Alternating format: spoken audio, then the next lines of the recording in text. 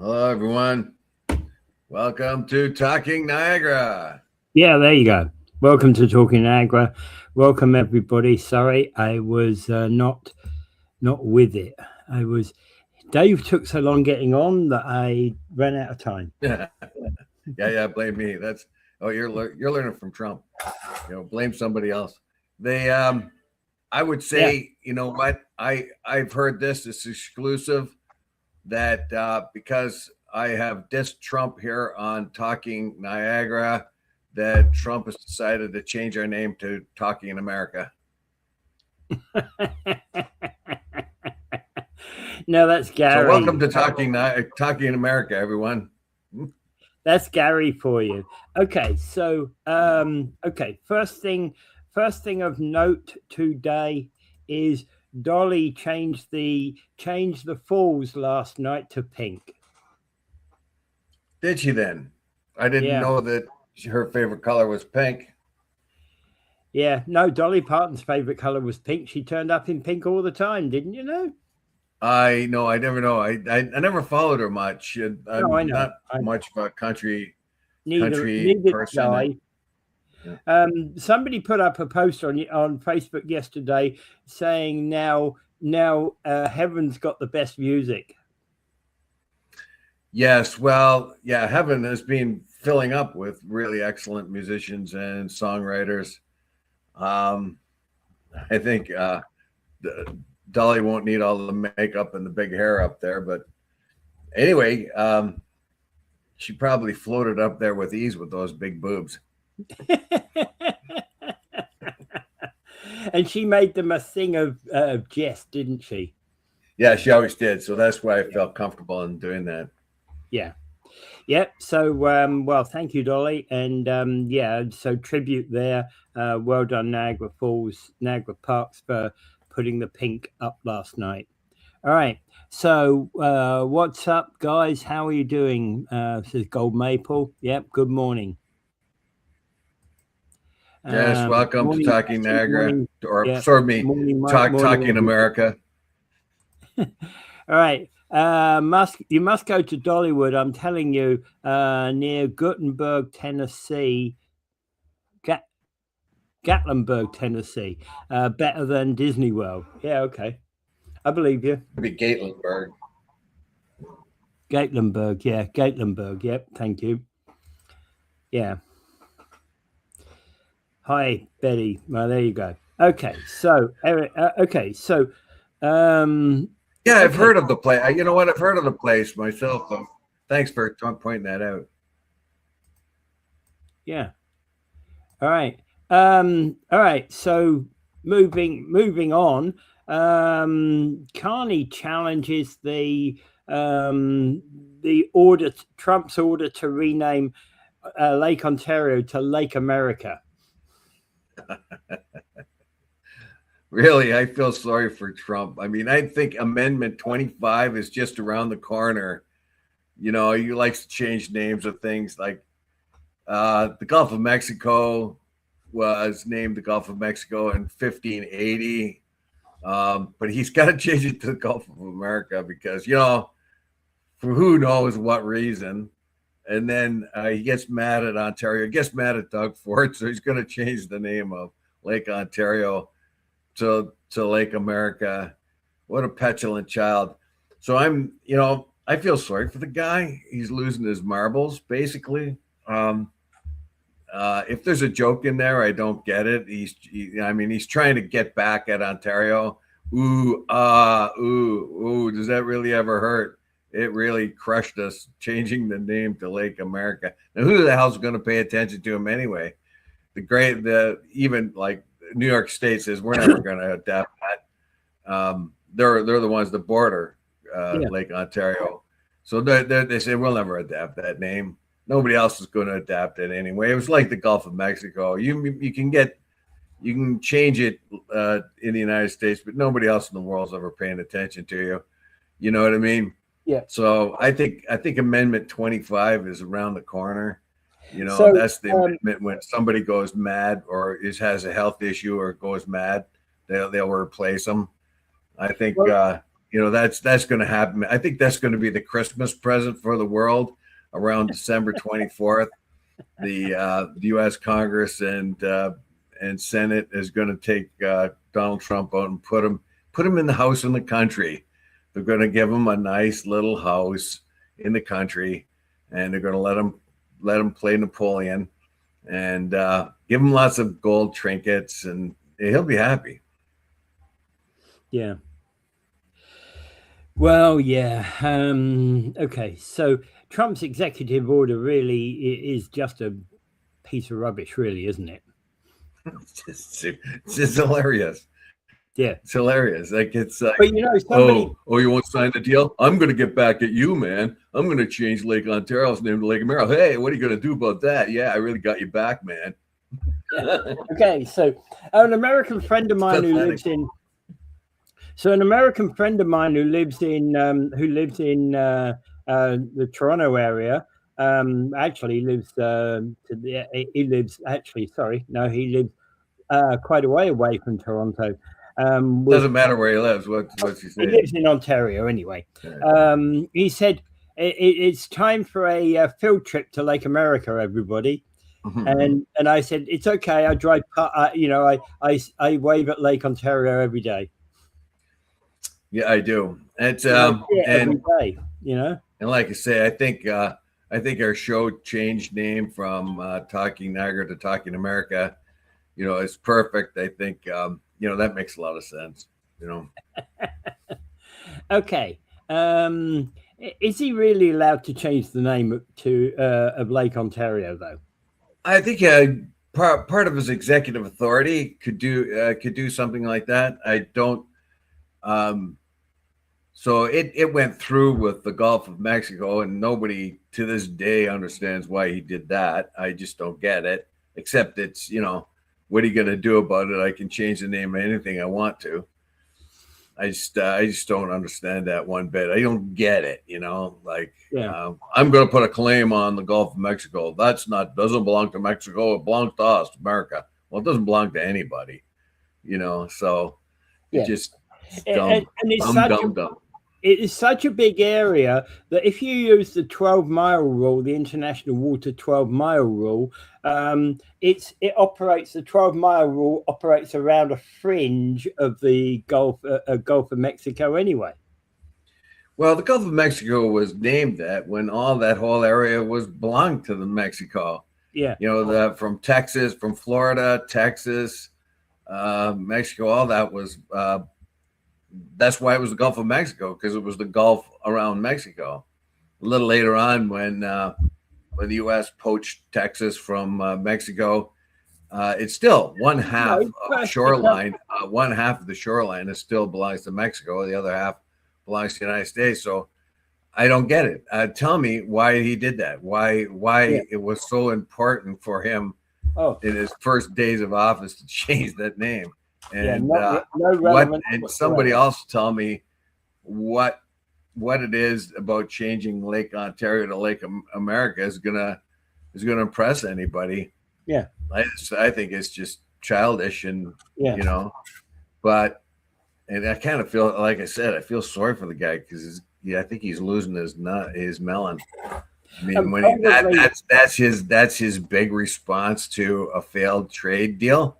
It's change. When Ford tells him to kiss his ass, I know, I'm going to get you back. I'm going to change Lake Ontario to Lake America, man. Yeah. So it's Amendment 25 around the corner, I'm thinking. Right. Okay. Lake America. Yeah. Okay. There is North America, South America, United States of America. Since when has USA been America? How stupid. Yeah. Yeah, definitely. Carney has not even called the House of Commons back into session to discuss the impact of 60% tax. It was 50%, not 60%, wasn't it? He's out traveling everywhere, just like Justin Trudeau. I don't know. You're painting him with the brush, Justin. I don't think that's even fair, because Carney is like. he's got the chops. Like, I mean, he was the Bank of Canada director, Bank of England director. He's worked for Goldman Sachs. He's made a small fortune on his own. So he's a much different guy than Justin Trudeau in a way different. By the way, okay, so Rick asked the question: who created the names? Yeah, the local tribes created the names of Lake Ontario, etc. It's a Wendat name, which is in the old-fashioned way an Iroquois name, meaning big beautiful lake. Basically, that's Ontario. Lake Erie is named after an extinct tribe or nation of indigenous people that got wiped out by the Iroquois. Lake Huron is named after the a nation of Iroquois nation, the Huron Confederacy. That got wiped out by the Five Nations Confederacy. Lake Michigan, obviously, it's also another indigenous name. The only name that isn't indigenous is Lake Superior, which, according to Gordon Lightfoot, the native name was Gitchigumi. Okay. All right. That sounds actually a bit more exciting of a name than Lake Superior. Yeah, it does. I don't know why they came up with Lake Superior, but I think Lake Superior, we long believed Lake Superior to be the largest lake in the world. Well, Lake Baikal is. I don't think so. I think Lake Baikal is the deepest lake. The largest lake they're saying nowadays is the Caspian Sea, because it's actually a freshwater, huge freshwater lake, but they call it a sea because it's so big. But it doesn't actually hold the volume. It's actually quite shallow, the Caspian Sea. When I say shallow, it's only a couple of 100 foot deep, as opposed to Lake Superior, which actually goes a lot deeper. Yeah, Lake Superior's got a huge amount of fresh water in it, but so does Lake Baikal, which is the deepest lake in the world. Yeah, that's a different mountain. I think Lake Baikal has got the largest volume of water in it. Probably, yeah. Yeah. All right, moving on. Okay, so the Taliban are losing control of Afghanistan. Yeah, this is an article I put up the other day because, like I said before,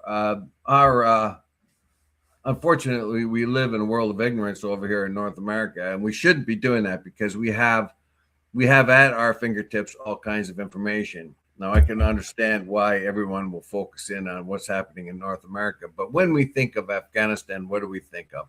We think of the Taliban, right? Yeah. But they're not the only players. They're the ones that became dominant. They're the ones that beat the Americans, chased them out, and they're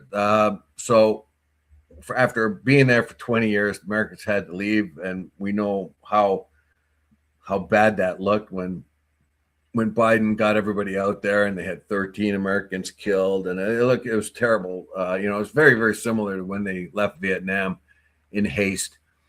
Yeah. So this is another sort of because where it sits right now is there's conflict out there with Islamic State and with a splinter government called Badakhshan. Badakhshan. Look, the reason why I put that there is to tell you how many different players are out there. Now, the Afghan Unification Front, United Front, is a group of secularists that are fighting back against the Taliban. And when we think of the Afghani army, we thought that how fast it was crushed by the Taliban way back then. So we think the Afghani army was just, dumb and stupid and whatever.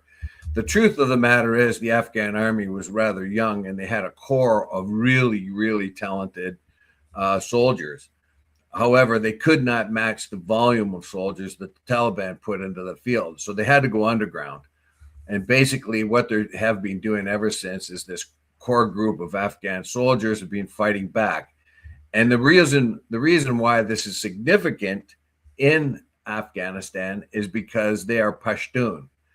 And if you know anything about Afghanistan, the largest ethnic group in Afghanistan are the Pashtuns, and the Pashtuns Taliban. So they're fighting they're fighting the Taliban right in its own backyard, where it's most powerful.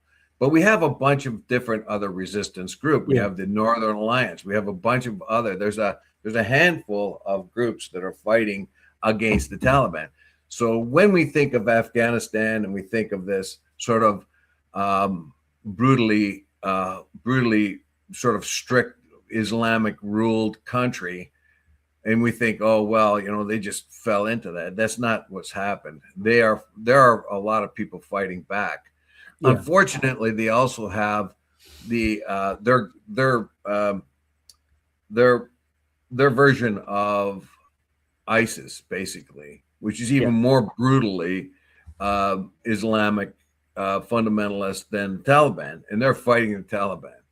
So all of these things are happening. So when we look at Afghanistan and we have this vague notion of a bunch of Taliban people running the show, we have no idea in our Western mind of what's really going on there. There's a lot of factions, and remember, there's the Uzbeks, there's the Tajiks, there's the Turkmen and the Hazari. These are all different ethnic people that are fighting back. And one of the things, Dave, about Afghanistan, the land that is today Afghanistan has been a divided and conquered land. Parts of it were conquered by the Persian Empire. Parts of it have been conquered by other empires over the last 1,000 years. That, in fact, actually, these have been a peoples that have been pushed around a lot. So here are the major resistance groups. The National Resistance Front, led by Ahmad Musad. This is an anti-Taliban movement. It is born out of the old Northern Alliance. Afghan Freedom Front, an operationally active armed group carrying out independent attacks and ambushes on Taliban. There's, of course, like I said, the Afghan United Front, but there's a pile of them. Yeah. And some are ethnically based. Some are like this Afghan United Front. They have Sami Sadat is the leader of it. He's a talented general. And they have actually a kind of headquarters, I think, in Virginia or West Virginia. I think it's Virginia. So they are constantly fighting back. Ties to Western military, yeah. Yeah. So, and they are secular, and that's the big thing here. They do not like the oppression of the Taliban, but then anyway, anyone that ever goes into Afghanistan, you will lose, because they will unite against you and crush you. They did it against the Brits. They did it against the Russians. They did it against the Americans. Yeah. You cannot win. You mess with them, let them fight it out. You look at Afghanistan, the average, okay, well, it's an easy win because they're always fighting each other. So they walk in Afghanistan, and guess what? They all unite and beat the crap out of you and send you home. Yeah. But as I said before, Afghanistan's been in war 1,000 years, right? So they're constantly on the ready, right? They're constantly fighting. Well, they're warlike. Yeah. And they've been warlike forever. That's where they get. Well, I know at least 1,000 years. I did some research into it about 7 or 8 years ago. A bit longer than that, actually, but yeah. In any case, the one unique group in Iran is the Hazari. They're unique in a couple of different ways, because if you look at them, you can absolutely tell they've had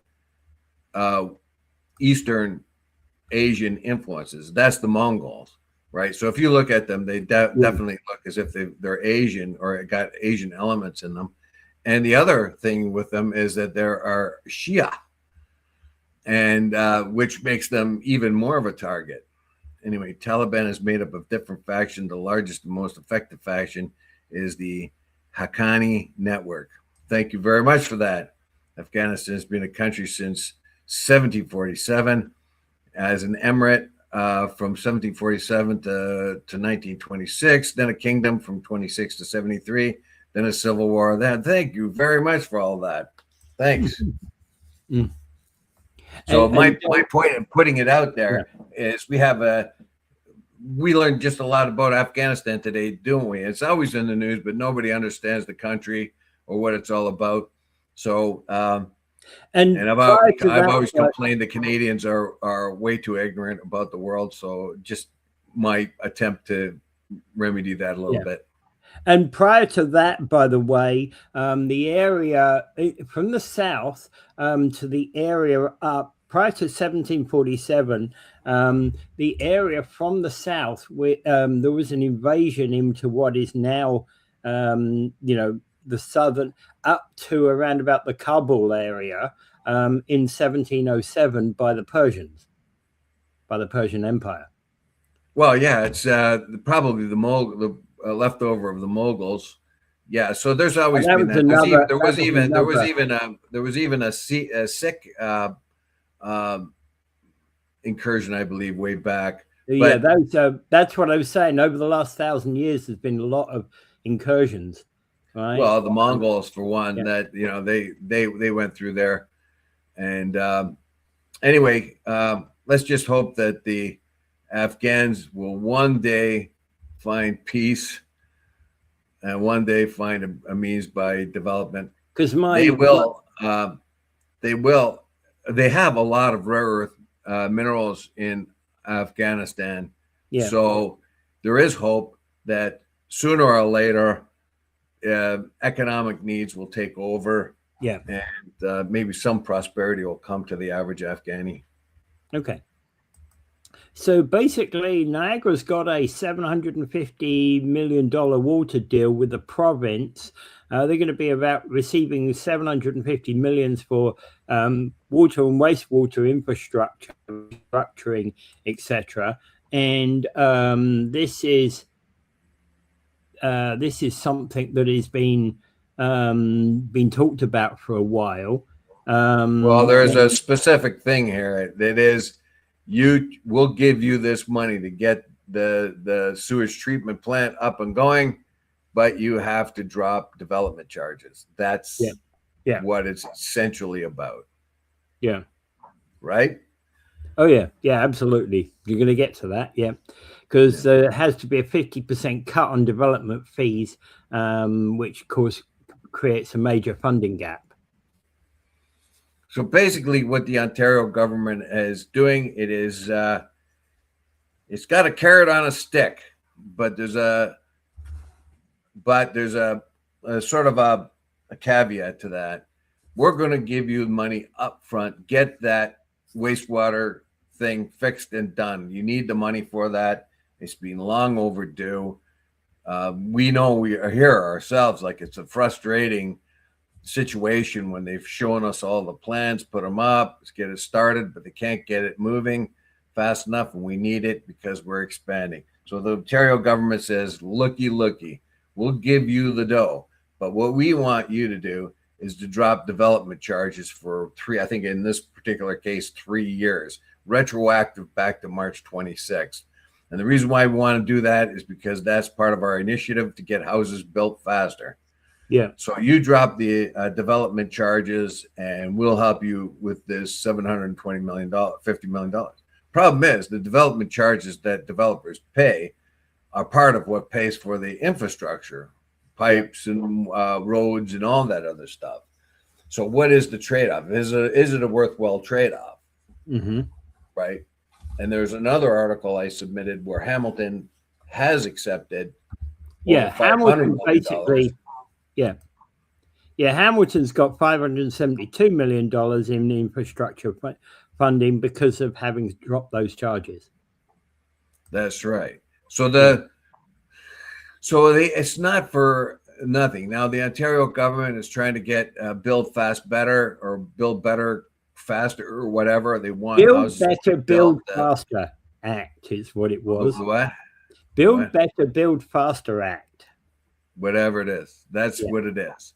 Okay. Now the reason why they've done that is because they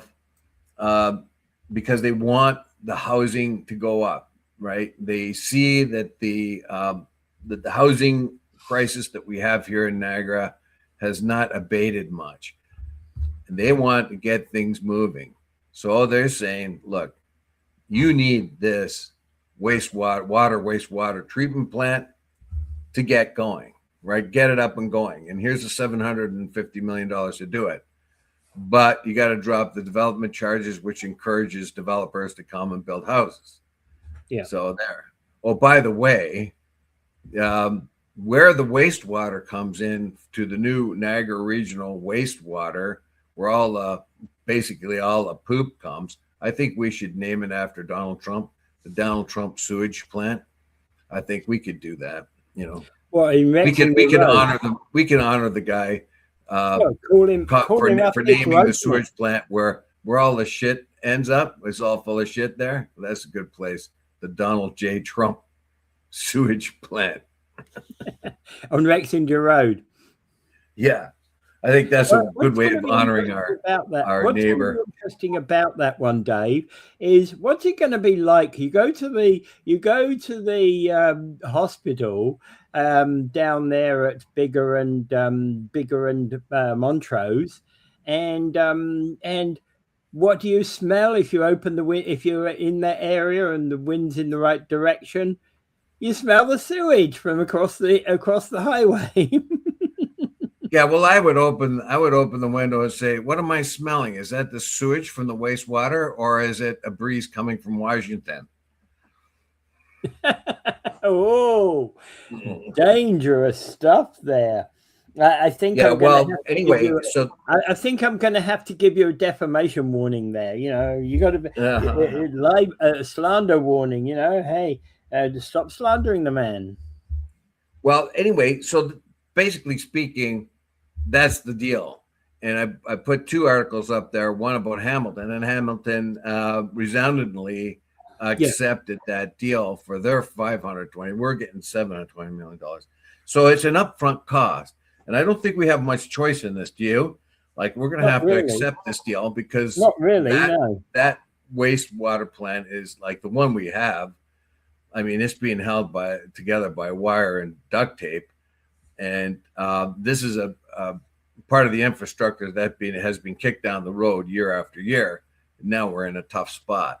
So we're going to have to take Dougie's offer for the $720 million, in my reckoning, get that done, and then sort of have to eat the cost of development for 3 years, I think. And so I don't know if it's a worthwhile trade-off. I think it is. There is no jobs in Niagara, so says Rick. Build housing for whom? Well, build housing for everyone, and I would hope that a lot of the housing coming on would be affordable, because the Niagara region is not exactly a wealthy region for the average person. We find that the mean income, the lowest of the mean, is around high 50s, and it goes to the mid 60s. And the last time I've seen it, so that's not a whole lot of money coming in, particularly when prices of everything are skyrocketing. You know, maybe temporarily because of the war. If that war ever ends in Iran, prices might come down a bit.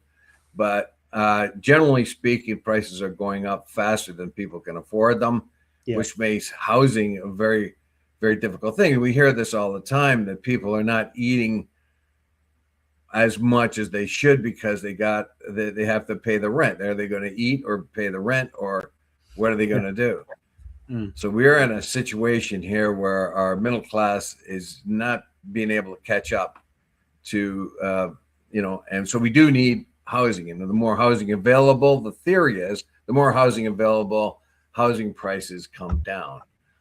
And so I don't know, but it has to be planned. I mean, if the developer, of course, we've talked about this over and over again, the developer will want to come in and build higher end middle class houses, because the more money comes in for that. Well, Mike makes the point that dropping development charges means that it costs the taxpayers. Surprise, surprise. Well, yeah, and that whole point is that the way the development charges work, it is maybe it's only a couple of thousand for building a brand new house, a single family home, let's say. If you're building that on one lot, and maybe only I think it's 5,000 or 10,000 for doing that. But you're hooking up one house to the grid, right? So that's what that development cost is there for. And sometimes when you're building a multiple, when you're building a lot more, when you're building a whole subdivision, that's a whole heap different, and that's handled entirely different. And that, of course, is why the development charges were there in the first place, because there you're building a whole subdivision, and you need to put the streets together, you need to put the sewages together in those streets, because whilst it's being developed, it has to be the developer that bears that cost, right? So, in association with the city, well, the city and the developer bears that cost, right? So now this whole new deal was to try and change that in order to support quicker growth, quicker building. Well, yeah. No, I don't so know. Basically, yeah. So basically, what we said at the very beginning, we're giving a carrot on a stick, but there is provisos to that carrot. You get it now, but you have to pay up. So I think we have no choice, basically, because we need capital right now to do that water, the wastewater treatment. The taxpayers would have had to pay for it anyway. So you either pay for it in the long run, or you pay for it now. So you borrow the money now and pay for it, or you wait till the tax money comes in. So what choices do we have? So the government has given us a choice. Look, for easing off on development charges to encourage building of homes, which they say would be better for us because it would bring in a lot more housing stock onto the market, therefore theoretically holding off or even reducing the price of rents for the average person who needs that. Or and then we need that sewage treatment plant right away, because we are expanding anyway and we need it one way or another.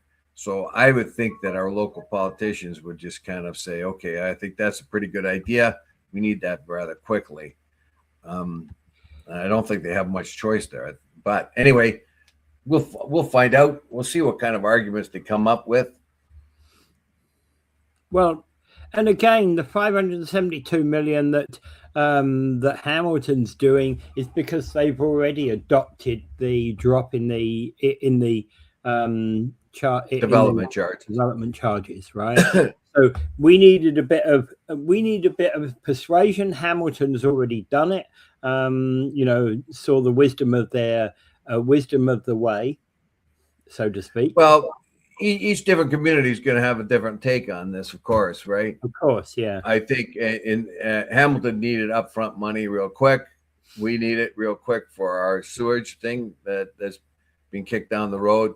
I would like there to be some sort of regulation that we have to upgrade our sewage and water treatment plant every so often without having to wait for the politicians to vote on a budget for that, because look what kind of fix we got in now. This whole water and wastewater treatment has been kicked down the road for so long that we're now in near emergency situation. Yeah, I know one thing of import yesterday. Doug Ford didn't head down to Hamilton to award this check. He sent Municipal Affairs and Housing Minister Rob Flack in his place, because he didn't want to be standing alongside Andrea Horwath as he shook her hand, former NDP leader, giving her the check.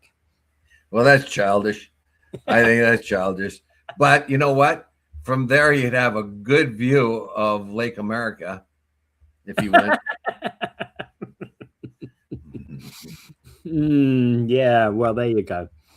Okay, so Rob Flack gave this check to Andrea Horwath, and you see the oils of politics works again, don't they? Yes, indeed. Yeah. Well, anyway, so that's that. It'll be for us to decide, and well, I think we need it. We need this new water treatment plant. up and running.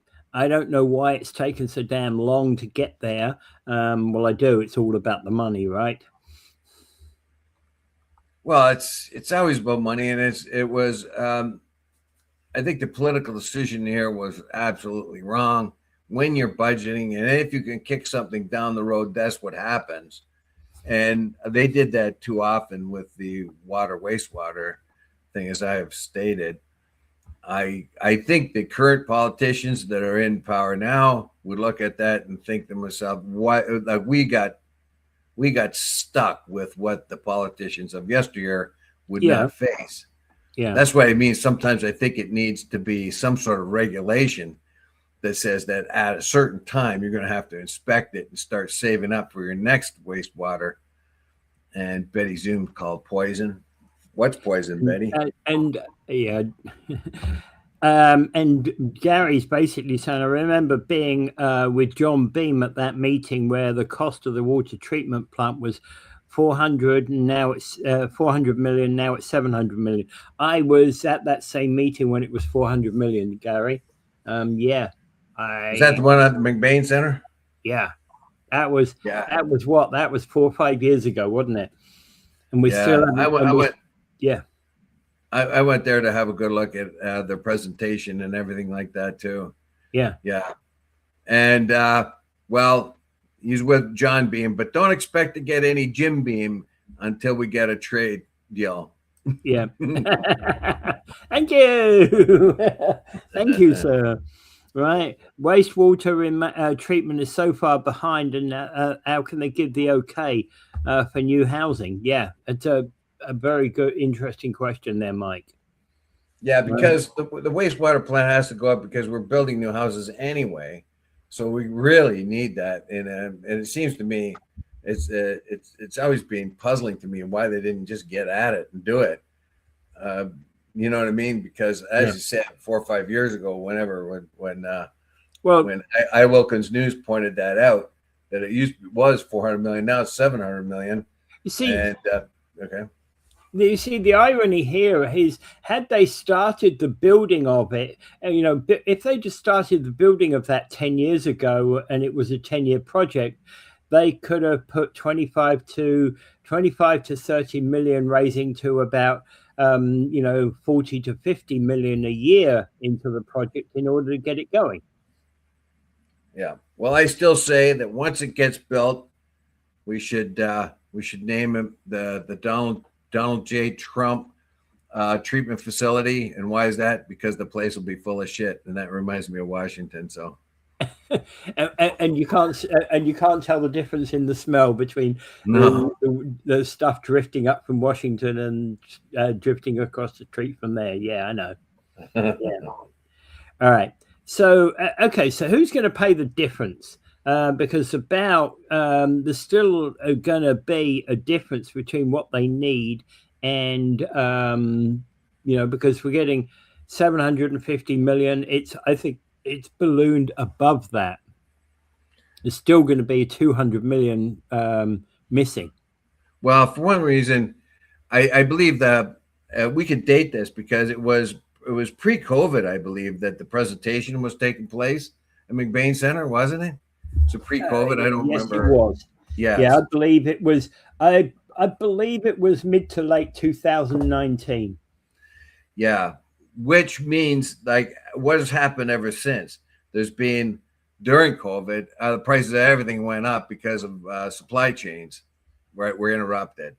Since that time, the prices have started to come down somewhat, but they are again now interrupted by tariffs and all manner of things that are happening in the world, and of course higher fuel costs. Yeah. To bring when you're thinking of, even if you're buying it from the States, which you probably buy a lot of stuff for the treatment plant, even if you bring it up tariff free or whatever, it's still included a higher fuel cost will be attached to it, because diesel is the thing that brings materials.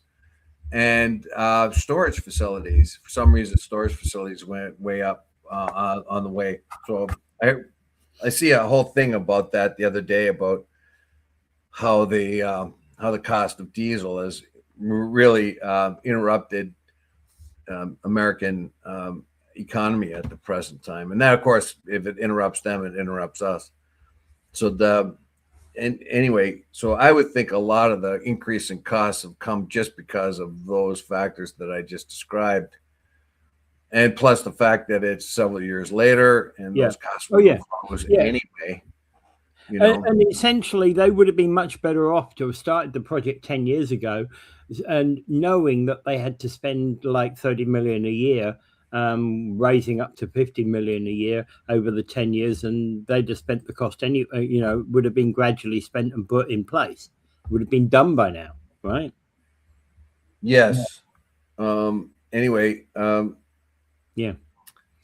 Okay. So, anything else on water treatment plant? No, I just hope to get around to it. Yeah. You know, you need it for two reasons. Number one, you need it because we are expanding our housing stock, and we do need that facility, that infrastructure to take care of water and wastewater. Basically, we need it anyway. The government is offering us that money on condition of, you know, easing off on development charges. So what you lose in one hand, you gain in the other. But basically speaking, they're giving us a loan of $750 million. That loan is contingent upon us. It's not a loan, basically, it's a grant, but only if for 3 years we reduce development charges, which will cut into our other infrastructure that we need money for our other infrastructure. So what do you do? Yeah. Right. Yeah. So I think probably the city and the region will decide. Well, given idea to take the money now. Yeah, absolutely would be a good idea to now. Given that we haven't started this, you know, we still haven't. We should have spent the money 10 years ago on this water treatment plant, and we didn't do so. Yeah. Okay, so moving on. Chapman's ice cream pledges no price increase, and it shifted all its production away from US suppliers. Yes. I think this was a good idea. They found, of course, they're like everybody else. They brought their supplies in from the easiest way it was through the United States, and they used whatever they needed, the materials they needed to make their ice cream here. They used, of course, all Ontario dairy to make their ice cream. Also, I think Kawartha is the other one that's all Ontario as well. So Chapman has the reputation of being all Canadian and nut free, basically. So it you know, people like it because it's here, it's family owned, all that business. But they are trying to outsource a lot of their other things that they use, like sugar cones and things like that they use, to Ontario producers. And when they started digging around, they found that, hey, we should have been thinking about this before, because we can get some of this stuff cheaper than we did from the United States. I think there's a place in Dunnville that make the cones that they were looking for. And the place in Dunnville approached Chapman and said, look, you know what? You're looking for this. We make it. Consider ours. And they did. And it's just as it doesn't cost them anymore. And it's just, anyway, anyone who supports jobs creation in Ontario, I'm with it. Well, we get most of our sugar nowadays from sugar beet, don't we, rather than cane sugar? Well, the United States was able to do a lot of sugar from sugar beets, although a lot of our sugar came from Cuba for a long time. One of the things we did not join the American embargo on Cuba to strangle its economy way back in the 60s. We didn't think that was good for the Cuban people, even though we didn't like the government. So we did trade and buy their sugar. And so I don't know how much of it comes from, I doubt a whole lot of it comes from Cuba anymore, but. No, I don't think so. No. I don't know who else produces it. See, back in those days, though, Dave, nobody knew about, there was the vast majority of sugar that we got in the world was actually from sugar cane rather than other sources, and things like beets are actually much sweeter than a much bigger producer of sugar than and actually can be grown anywhere in the world rather than being. Yeah, the United States has had a lot of farmers in the United States grow sugar beets, Yeah. and do it very well. And I remember watching, being interested in agricultural things. Sometimes I'll wander off, and I remember watching a farmer deciding whether or not he should do a sugar beet this year. What are the demands for sugar, or should he go off into a different crop? So my hat's off to any farmer anywhere who has to make those kind of decisions. And the sugar beet was developed in Europe because the United Kingdom was able to put embargoes on, I think it was Napoleonic Europe, and reduce the amount of sugar that was coming in there. And people figured to work around that, and they found out that they could get it from other products, including sugar beets. Yeah. Yeah, it's kind of a weird thing, but in fact, beetroot actually is very sweet. We forget too that sugar was white gold. Yeah, sugar was a very rare thing in Elizabethan England. Let's say around 1600, it was a rare thing. Oh yeah, that's what made it so expensive. So when you're talking the sugar beet, the sugar producing islands in the Caribbean were so valuable that when the United Kingdom offered France, you can have New France back, or you can give us Grenada, which was a sugar beet island. They said, "Oh no, we're going to take not sugar beet, but sugar producing island." They said, "Oh well, no, we're going to take Grenada." It was worth a lot more. Yeah, well, but in fact, actually, it's funny because some of these things, like the sugar trade, like the slave trade, is actually part of what made the British Empire, wasn't it? Well, anybody's empire, because every one of them were doing the same thing. They were all the big nations of Europe were doing the triangular trade. Even the smaller nations like Sweden and Denmark were in on the triangular trade, which is the transatlantic trade where manufactured goods come from Europe, go to Africa, are traded for slaves and other things like ivory too, but basically slaves in that day. And so then they ship those slaves across to the islands, where they would trade the slaves basically and buy sugar, and then bring that and other things too, tobacco. But they would bring that back to Europe, make massive fortunes on that triangular trade. Unfortunately, it fueled one of the most heinous slave trades of all time. Exactly. Yeah. Yeah. So drop free trade and say if you want to sell a car in Canada, 55% made here. Free trade was created by capitalism. Now capitalism means USA must conquer. Yeah, that's. Yeah. I think free trade was a good idea overall. Generally speaking, back when Reagan sort of thought of it, and it was embraced by Mulroney. Although I still think free trade is a good idea. I think that us moving to tariffs of any kind is nuts. Yeah, it's not good. Like any economist I've seen, even the ones that are right-wing economists, the politicized ones, are say that the tariff thing, the Wall Street Journal has said that it's like the stupidest trade deal or economy of all time. They say that tariff is just the dumbest thing they've ever seen, and they are a hard right journal. They're the Wall Street Journal. They are way conservative, and they think this is the dumbest thing going. Yeah, and as a matter of fact, they put it out there as that they said it was the stupidest. As a matter of fact, they called it the stupidest economic plan of all time. Yeah. So. Yeah, and okay, so good for Chapman's, good for other companies as well that are kind of moving their supply chain inside Canada. Yeah, so anything that brings jobs here to Ontario, I'm for it. Now Chapman's found a way. Of course, they would have kept using their American suppliers if it was not cost effective. But they found alternatives to that. They find that that's going to be a feather in their cap if they can employ Ontarians instead of an American, basically to make the supplies. But they wouldn't do it if it cost too much.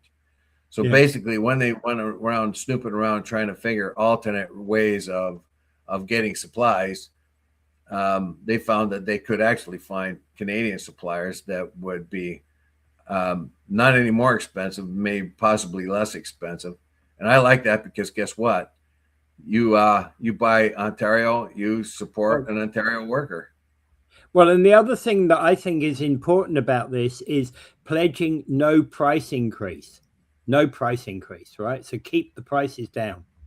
Yeah, so they're saying they're going to resource their materials and to prove to everyone that it was a smart economic idea, business decision, they're not going to increase the price of their ice cream. Yeah, yeah. So that kind of proves it to everyone. They just didn't do it for the kudos and the slaps on the back. They did it because of it. It's a sound business decision. Yeah, absolutely. All right. So, and moving on to our last topic of the day. So London surgeon has basically found a way to deal with resolve a brain tumor with an AI assisted operation. Yes. So I found this in Ground News. London, England, of course, not London, Ontario. Not that our doctors in London, Ontario couldn't do it, but this is a first. So AI assisted operation at University College London's Hawkes Institute, and the AI tool acts as an expert navigational assistant during the complex surgeries. So in other words, it's following the channels where you have to go in order to achieve this operation and doing least damage in the brain. Wow, cool. Yes. And anyway, this is very, very good. What they've done is AI has learned. Now we know that AI can come up with original solutions to problems, but first it has to be learned. It has to be taught, and that's one of the big reasons for the huge data centers. The huge data centers are part of the reason why they're so huge, is that the computers, the AI has to be taught a lot of things. That means enormous amounts of data have to go in, and the AI has to learn from them. Well, what's happened here is that's exactly what's happened. They taught AI how to do these tumor operations. So they took the experience of as many surgeons as they could and fed it into AI. And so that means that AI now has, as a resource, all the experiences of many, many, many different surgeons, which really helps it learn and think on its own about what it's to do. And that's exactly what it did. At the end of the day, it learned how to do it, and it did the operation. Yeah. Took a brain tumor up. Yeah. And at the end of the day, the way that this operates is it's utilizing the common knowledge of every brain surgeon there is on the planet, because they've all they've all kind of put in bits of information here and there, small snippets of information that AI has been able to to gather together. Right, that's an impressive stuff. Right, it's about that. That really is one of the reasons for having such a tool, right? Yes. So AI, this is the great fear of AI was it's going to take a lot of people's jobs, particularly white collar people's jobs. Still is. Yeah, taking jobs. But here's the argument that counters that in a way. AI can make something excellent very quickly by learning how taking the experience of a vast amount of surgeons and synthesizing it and taking it. And we do know from past experiences with AI, once all that information is in there, that AI then finds unique approaches to a problem that other surgeons don't have the time to do. They don't have the time to analyze everything and do it. They only have time to do what they have to do. But AI can take everything and analyze it and find unique solutions that people don't even think about. Yeah. You know, I know a guy that has AI as an AI assistant, and being very, very, very, very surprised that how unique and original AI can be. Once it has a lot of the data, it can do its own thinking. Yeah. You know what I mean? So that's why I won't get like, you can buy a smart refrigerator these days, and I won't buy it because I'm not going to buy an appliance that can beat me at chess.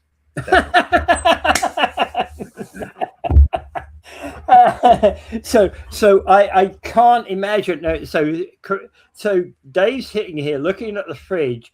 So, okay, your move next, sir. Your move next. Yeah, definitely. Yeah, that's going to happen, sir. Right? Yeah, I'm going to get an argument with my fridge, and it's then going to show me how many degrees it's got. Yeah. What is interesting about this whole thing, though, is that hey, pretty well a lot of surgeries today are done by keyhole type surgeries, right? So if you need something in your gut or something operated on, it's often done by keyhole surgeries. You know, things like you need a really big key. You need a really big key to get into my gut. But again, a lot of these are done by, you know, surgeries that you know, are non-invasive. They don't leave cuts across. You know, for example, back in the old days, if your wife had a C-section, she would either get a vertical, you know, a 6-inch vertical cut down her stomach, you know, a 10-inch cut along her knicker line, right? Those kind of things, if you're having a C-section, they're probably still going to be around. But a lot of other operations in our body now tend to be done through minor cuts, minor insertions into the body. You know? Yeah, definitely. And anyway, so there you have it. And I think that's going to be one of the things we don't have to fear about AI, is that it's going to be helping us medically. It can take on enormous amounts of data and analyze it and come up with unique solutions for cancer, for whatever problems you might have with your eyes, teeth, everything. You can imagine that. So those are going to be the advantages for human health. I'm looking forward to very unique and very rapid, very quick solutions to problems that have plagued us for many, many years. And a lot of this was made possible by analyzing hundreds of hours of videos of previous brain surgeries, good or bad. Yeah, that's exactly right. So it has all the experiences of a lot of different doctors, and I'll put them all together.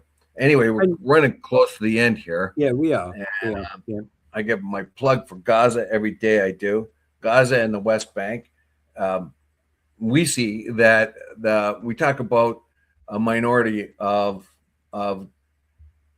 politicians having overweighted effects. We find that Smotrich and Ben-Gvir in the government of Israel, calling for the deaths of Palestinians, saying that one Jew is worth 10,000 Palestinians, and they got to kill them. They want to get rid of them, all that other kind of stuff.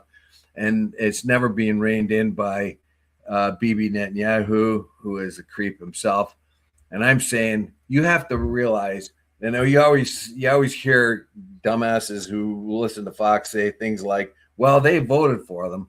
Well, in in 2005 or 6, yeah, there was a vote that they narrowly won. I think they got 44% of the Hamas got 44% of the vote.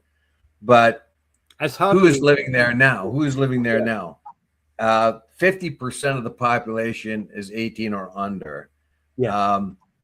Under 30 is 68%. So you're thinking of 7/10 of the population under 30. None of them ever did any kind of voting, right? And age 65 and older, only about 3% of the population. So when you drop your bombs, 50% of the people you're dropping your bombs on are kids, 18 and under. Most of them are children. Half of the people in Gaza today, Dave, less than 1% voted for Hamas. Yes, exactly. If they were involved in the vote at all. And those who have survived it, most of them didn't vote for Hamas anyway. Like they only won by a couple of percentages, like 40% or something. Once Hamas took over, then they restricted the democratic rule. Plus, who was feeding Hamas financial aid? It was Bibi Netanyahu, and they took it over there in briefcases of cash because they wanted Hamas to. They supported Hamas so that the Palestinian Authority couldn't get a foothold there. Right. So when you start thinking about, Hamas, you got to look at all these factors. So they're dropping bombs on a population that half of which is 18 and under. They're extinguishing lives of people who haven't even had a chance to live long.